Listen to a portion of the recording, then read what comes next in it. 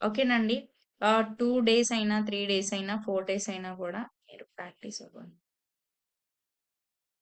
మీకొచ్చే వరకు ప్రాక్టీస్ అవుతూనే ఉండండి. ఎందుకంటే వీటిలో మనకిచ్చిన ఇది చాలా మోస్ట్ ఇంపార్టెంట్ ఆహ్, చాప్టర్. అలాగే ఈ ఫ్రేజెస్ ఏదైతే ఉంటాయో మనం చాలా ఇంపార్టెంట్. మీకు స్పీడ్‌కి రాయడానికి ఎంత యూజ్‌ఫుల్ అవుతాయంటే, మీకు హ్యాండ్ మూవ్‌మెంట్ పెరిగేది ఇక్కడే, స్పీడ్ రాసేది ఇక్కడే.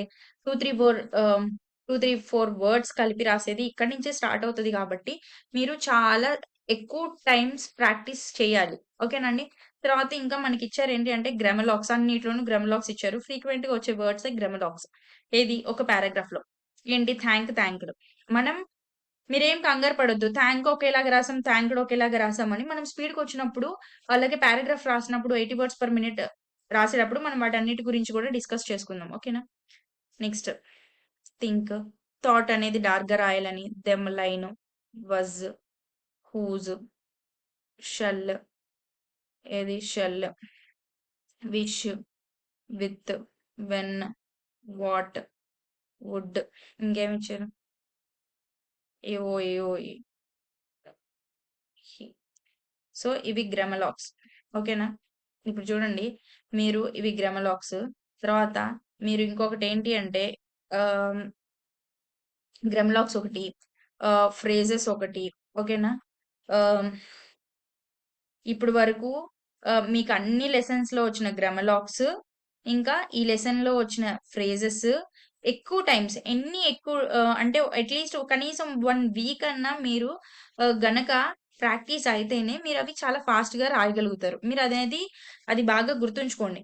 ఇంకొకటేంటి అంటే హ్యాండ్ మూవ్‌మెంట్ అనేది పెరగాలి. అర్థమైందండి? మనం ఏది నేర్చుకున్నా ఈ షార్ట్ హ్యాండ్‌లో ఆహ్, మనం హ్యాండ్ మూవ్‌మెంట్ పెరగడం కోసమే. ఇంకొకటి చెప్పేది తక్కువ, చేసేదెక్కువుంటది. ఇప్పుడు నేనేముంది మహా అయితే ఈ లెసన్ చాప్టర్ మొత్తంలో కలిపితే ఒక 10 పాయింట్సో, లేకపోతే ఒక 11-12 పాయింట్స్ చెప్పుంటాను. అంతే. కానీ మీరు ప్రాక్టీస్ చేయాల్సింది ఎంతుంది? చాలా ఉంది. దీంట్లో ఎన్ని వర్డ్స్ వచ్చుంటాయి చూడండి. How can they, I have, I thank you, I think you should, I am, I will, with much. ఇలా మీరు వర్డ్స్ లెక్కేసుకుంటే ఎన్ని వర్డ్స్ వచ్చినాయి? Downward tick, upward tick, phrases ఇయ్యే ఒక 30 ప్లస్ ఉన్నాయి. గ్రామలాక్స్. సో, మీరు చూడండి ఎన్ని ఉండుంటాయి వర్డ్స్. మీరెంత ప్రాక్టీస్ చేయాలి. సో, అది ప్రాక్టీస్. మీరు ప్రాక్టీస్ ఎక్కువ అవ్వితేనే మీరు షార్ట్ హ్యాండ్ అనేది చాలా ఈజీగా, చాలా త్వరగా నేర్చుకోగలుగుతారు. ఇంకోటి కష్టపడకుండా ఏది రాదు. మీరది మాత్రం గుర్తుంచుకోండి. ఓకే. ఇంకొక్కసారి మనం ఏం చెప్పుకున్నామో ఒకసారి చూడండి. ఫ్రేజియోగ్రఫీ. ఫ్రేజియోగ్రఫీ అంటే ఏంటి? మనం పెన్‌ని లిఫ్ట్ చేయకుండా 2 ఆర్ మోర్ వర్డ్స్‌ని కలిపి రాయడాన్ని ఫ్రేజియోగ్రఫీ అంటారు. అయితే వాట్ ఈస్ ఫ్రేజియోగ్రామ్? మనం ఫ్రేజియోగ్రామ్ అంటే ఏంటి? దానికొచ్చే ఔట్‌పుట్ ఇప్పుడు మనకొచ్చిన రాయిగా ఫ్రేజియోగ్రఫీ 2, 3 వర్డ్స్‌ని కలిపి రాయిగా వచ్చిన ఔట్‌లైన్‌ని ఫ్రేజియోగ్రామ్ అంటారు. ఓకే. థియరీ ఎగ్జామ్స్ రాసే వాళ్ళకి ఇది చాలా ఇంపార్టెంట్ అండి. అందుకే నేను చెప్తున్నాను మళ్ళీ. తర్వాత దానికున్న ఒక 3 రూల్స్ ఏంటి? ఈజీగా ఈజీగా జాయిన్ చేసేలాగా ఉండాలి. లీనియాలిటీ ఉండాలి. దానికి ఒక లెజిబిలిటీ ఉండాలి. ఎప్పుడు చదివినా అర్థమయ్యేలాగా ఉండాలి. తర్వాత ఫస్ట్ వర్డ్ పొజిషన్. మనకి ఫస్ట్ వర్డ్ పొజిషన్ అనేది ఎప్పుడు దాని నేచురల్ పొజిషన్‌లోనే ఉంటది. అది మారదు. ఓకే. ఆన్ ది లైన్‌లో మనం రాసిన కొంచెం పైకి లేదా కొంచెం కిందకి ఫర్ ది ఈజీ జాయినింగ్ కొంచెం అడ్జస్ట్ చేసుకోవచ్చు కావాలనుకున్నప్పుడు. అంతేగాని దాని వర్డ్ ఔట్‌లైన్ పొజిషనే మార్చకూడదు. ఓకేనండి. తర్వాత ఐ థాంక్ యూ ఎలా రాసాము? విత్‌కి ఉన్న రూల్ ఏంటి? ఇది ఎక్కువగా ఎక్కువ వర్డ్స్‌తో జాయిన్ అయ్యే వర్డ్ అండి విత్. సో, విత్ గూడా మనకిచ్చారు ఎలా రాస్తాము అని. ఓకేనా? విత్ మచ్ అంటే above the line, with which అంటే on the line, with each అంటే త్రూ ద లైన్. ఇవన్నీ మీరు కన్‌ఫ్యూజ్ అయిపోతూ ఉంటారు. నేనిప్పుడు చాప్టర్ మొత్తం ఒకేసారి చెప్పాను కాబట్టి మీకు చాలా కన్‌ఫ్యూజన్‌గా ఉంటది ఒకేసారి వింటే. సో, మనకేంటి అంటే డైలీ క్లాసెస్‌లో అలా ఉండదు. ఓన్లీ కొంచెం కొంచెమే ఎళ్తది గాబట్టి, మీరు ఈ కొంచెం వర్డ్స్ నేర్చుకొనొస్తారు. సో, మర్చిపోరు. తర్వాత కొంచెమే. అంటే ఒక 3 rules or 4 rules. Next day ఇంకొంచెం రూల్స్. తర్వాత మీరు పారాగ్రాఫ్‌లు రాస్తారు, సెంటెన్సెస్ రాస్తారు.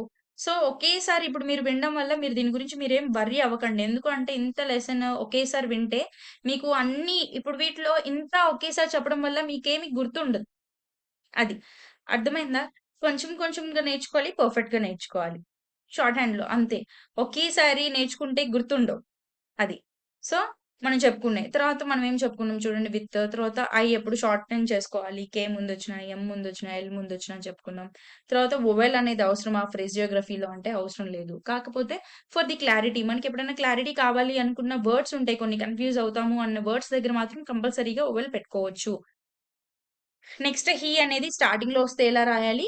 అండ్ మిడిల్‌లో వస్తే ఎలా రాయాలి? తర్వాత మచ్ అనేది మనం సో మచ్, హౌ మచ్ ఇట్లా చాలా వచ్చినప్పుడు మనం ఎలా రాస్తామో ఇచ్చారు. తర్వాత అనేది 2 టైప్స్‌గా రాయొచ్చు అని ఇచ్చారు. ఏది ఒకటేమో ఇలా ఇచ్చారు 2 టైప్స్. ఎప్పుడు ఫర్ ది ఈజీ జాయిన్ మనకి ఎలా ఈజీగా ఉంటే అలాగా మనం రాస్తాము. తర్వాత దాకి చిన్న టిక్ ఇచ్చుకుంటే సరిపోతది. ఆహ్, అప్‌వర్డ్ టిక్ ఎప్పుడు ఇవ్వాలి? డౌన్‌వర్డ్ టిక్ ఎప్పుడు ఇవ్వాలి అని ఇచ్చాము. తర్వాత ఫ్రేజెస్ ఇచ్చాము. ఇయన్నీ మీరు బోలెడన్ని సార్లు ప్రాక్టీస్ అవ్వాలి. అంతా ఒకటే డే అయితే అవ్వదు. మీరు కొంచెం ఆన్‌లైన్‌లో అంటే వింటారు కాబట్టి నేను మామూలుగా ఇది యూట్యూబ్‌లో క్లాస్ కాబట్టి మొత్తం చాప్టర్ ఒకేసారి చెప్పడానికి ట్రై చేస్తున్నా. కానీ డైలీ క్లాసెస్‌లో ఒక్క రోజే చాప్టర్ మొత్తం చెప్పను. ఎందుకు అంటే గుర్తుండదు. Waste of time. వాళ్ళు ప్రాక్టీస్ చేయలేరు. ఒక్క రోజులో ఇన్ని వర్డ్స్ రాయాలి. ఒక్కొక్క వర్డ్ 6 లైన్స్ కంపల్సరీగా రాస్తేనే వాళ్ళకి హ్యాండ్ మూవ్‌మెంట్ ఒస్తది. అంతేగాని నేను చాప్టర్ కొట్టేస్తే ఎట్లా వాళ్ళకి రాదు.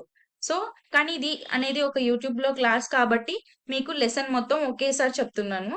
సో, మీరు ప్రాక్టీస్ చేసేటప్పుడు మాత్రం కొంచెం కొంచెంగానే ప్రాక్టీస్ అవ్వండి. ఓకే. ఒకసారి సమ్మరీ చూసుకోండి. Phraseography means joining words without lifting the pen మనం చెప్పుకున్నాం. Next the joining outline is called a phraseogram చెప్పుకున్నాం. Avoid awkward and unclear joinings మనం ఎప్పుడు కూడా క్లియర్‌గా ఉండాలి. మనం చేసే జాయినింగ్స్ పిచ్చి పిచ్చిగా జాయిన్ చేసుకోకూడదు. ఏది 2, 3 వర్డ్స్ జాయిన్ చేసినప్పుడు. Next the first word keeps it's natural position. ఎప్పుడు కూడా ఫస్ట్ వర్డ్ దాని పొజిషన్ ఏదో దాని నేచురల్ పొజిషన్‌లోనే ఎప్పుడు ఉంటుంది.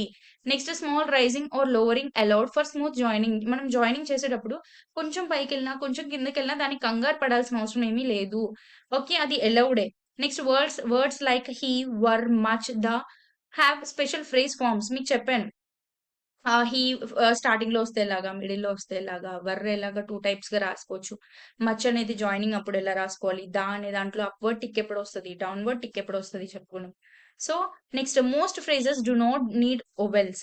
చాలా ఫ్రేజెస్‌కి మనం అసల వొవెల్ రాయాల్సిన అవసరం ఏమి ఉండదు. కాకపోతే మనం ఏం చెప్పాము, ఫర్ ది క్లారిటీ ఏదైనా కొన్ని వర్డ్స్‌లో మనకి కన్‌ఫ్యూజన్ ఉంది అనుకుంటే, అక్కడ మాత్రం మనం వొవెల్ అనేది పెట్టుకోవచ్చు. Next vowel tick only used for clarity. నేను చెప్పాను కదా! ఫర్ ఎగ్జాంపుల్ దానికేమిచ్చారు ఆఫ్ హిమ్ ఇచ్చారు. ఆఫ్ హిమ్ ఇచ్చినప్పుడు మనం ఏంటి అది ఐ యామ్ అయింది కాబట్టి, మనం డాట్ పెట్టుకుంటే ఆఫ్ హిమ్ అనేది ఆఫ్ హిమ్‌గా కనబడతది. అలా మనం అనుకున్నాం. ఓకేనా? సో, ఇది. ఇంక ఈ సెంటెన్సెస్ ఇవన్నీ నేను రాసి చూపించట్లేదు. ఎందుకంటే అవన్నీ కూడా మీరు చూసి రాసి ప్రాక్టీస్ అవ్వచ్చు. సో, అదంతా అవసరం ఏం లేదు. So, this is the lesson. ఓకేనా అండి? లెసన్ తక్కువ. మీరు ప్రాక్టీస్ చేయడమే ఎక్కువ. మహా అయితే ఒక 10-12 రూల్సే మనం చెప్పుకుంది. సో, మంచిగా ప్రాక్టీస్ అవ్వండి. చక్కగా ఈజీగా వాట్ ఈస్ వాట్ అనేదే ఈ మెటీరియల్‌లో ఉంది. So, please utilise this. ఓకేనా అండి? ఓకే. Thank you.